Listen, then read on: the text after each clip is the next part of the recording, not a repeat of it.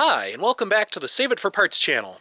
If you haven't seen anything about my monorail in the past, here it is. This is a former Minnesota Zoo tour monorail that I bought and hauled out here car by car.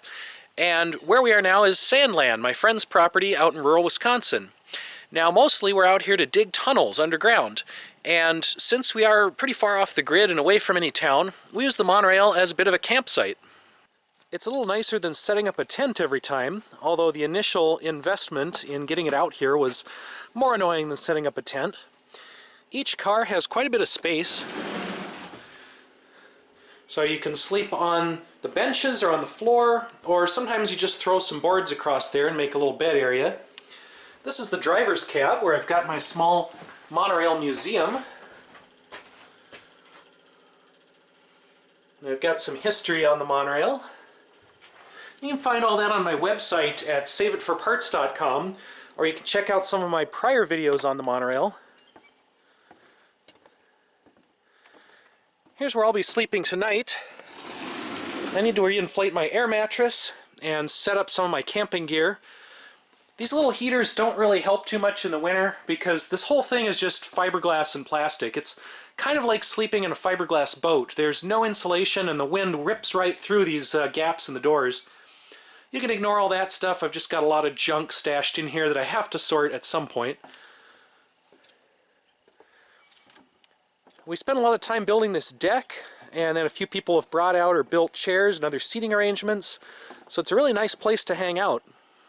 And we've got a few different volunteers at Sandland who help out with the digging and other projects, and each monorail car is basically owned by a different person or couple at this point. I kept the first two, but the rest of these are individual people's little cabins or hangout spots or storage or whatever. Up here we have our little fire pit. Got some big rocks for seating and then a little fire ring. Got our fire extinguisher in case of emergencies.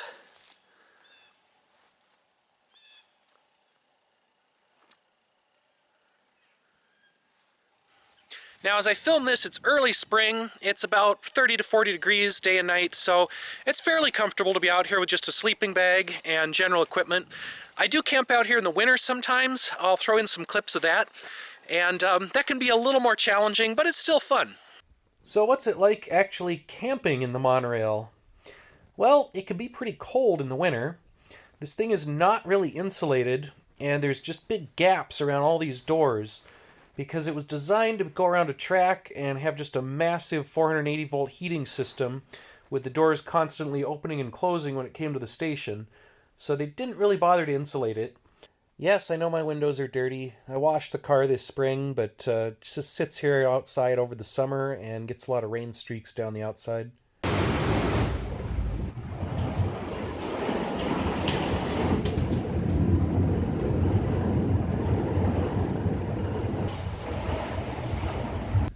On a cold winter day like this, it's a lot nicer to have this monorail available than to have to set up a tent and break down a tent and sleep on the ground in a tent.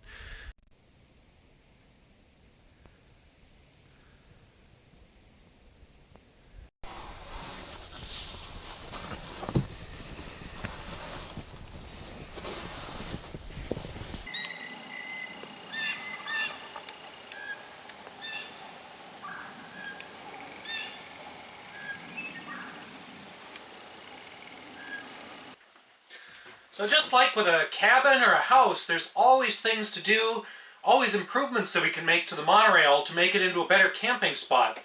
For example, right now I'm replacing these antique 1970s fluorescent lights with modern LED 12-volt strips.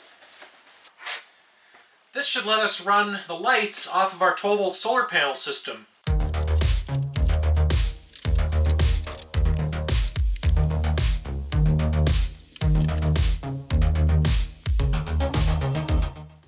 Now we've got a party monorail.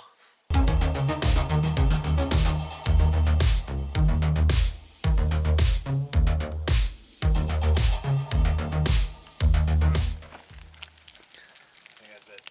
All right, we've got some scrap wood flaring up. Everybody has moved back because we were too hot. And a sand kitty. And we have A random kitty who's decided to join us. Hello, kitty.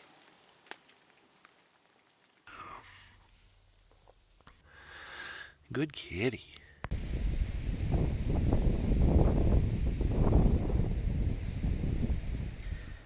Here's some 3D modeling that I've done based on the actual measurements of the monorail train. This lets us get a feel for where things go. So you can see we've got our little bed platform. And then I'm planning to do a little kitchen car in the future with a little folding table that breaks down into a bed and some counter space, maybe a little sink, a spot for a stove, things of that nature.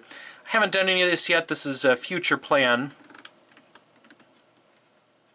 We've got our solar panel, our little deck, and then the cab I was going to have as kind of an office area with a laptop and hand crank phone and whatnot. It gets really hot in that driver's cab in the summer because it's all glass and it's just a big greenhouse. So I've got a little solar fan up in the top of it, but it's kind of unbearable to live in there or sit in there for very long in the summer.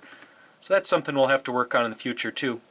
This was my plan for that folding dinette table. It's kind of like a boat or a camper where during the day it can fold up and be a table and you sit on these seats on the side, and then at night when you want to sleep on it or if you've got guests over, everything folds down and fills up that space between the seats. And then this supporting structure, everything folds down and helps support the middle of it when it's in bed mode. Here's another sort of silly model. We never got any track, but it's kind of what it would look like on the track. Then we've got our cutaway view of different rooms. So we've got like a little bedroom area here with a table.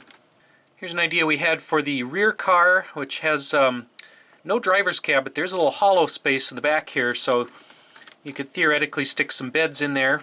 So I'm using SketchUp to model.